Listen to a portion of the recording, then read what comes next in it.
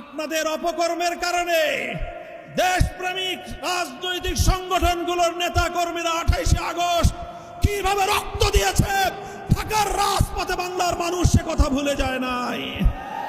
আপনাদের ভুলের খেসারত দিতে হয়েছে আমাদেরকে। 25 বছর পর্যন্ত গুম খুন আর হত্যার রাজনীতির শিকার হতে হয়েছে।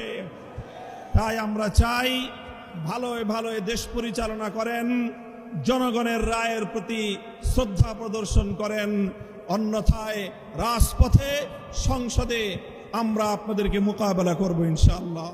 আজকে বিএনপির হয়েছে সেই সুবিধাবাদের রোগ। অন্তর্বর্তীকালীন সরকার প্রবর্তিত অধ্যাদেশগুলোর মধ্যে যেগুলো ক্ষমতাকে বৃদ্ধি করে সরকারের এবং সরকারের আরো নিয়ন্ত্রণ প্রতিষ্ঠা করতে সহায়তা করে, সেই সকল অধ্যাদেশগুলো বিএনপির খুব পছন্দ। আর যে সকল অধ্যাদেশগুলো, যে সকল প্রস্তাবনাগুলো জাতির কাছে জবাবদিহিতায় বাধ্য করে, সেগুলো তাদের কাছে খুব অপছন্দ। তাই আমরা মনে করি বিএনপি আজ যেই রাজনীতি করছে সুবিধাবাদের রাজনীতি।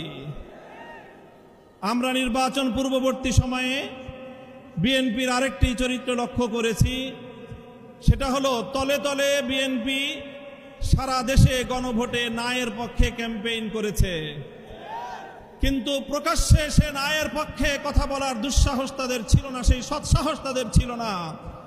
এই জন্য লক্ষ জনতার সামনে বিএনপি প্রধান জনাব তারেক রহমান সাহেব গণভোটে হায়ের পক্ষে তিনি ক্যাম্পেইন করতে বাধ্য হয়েছেন। আমি জিজ্ঞাসা করি, উপরে এক কথা তলে তলে আরেক কথা বলে, এটাকে আমাদের দেশে কি বলে? মুনাফিকি বলা হয়।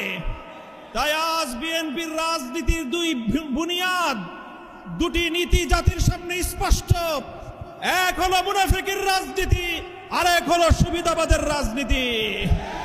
মনে রাখবেন, জুলাই বিপ্লবের রক্তের উপর প্রতিষ্ঠিত নতুন বাংলাদেশে সুবিধাবাদের রাজনীতি, মুনাফিকের রাজনীতি বাংলার মানুষ সহ্য করবে না।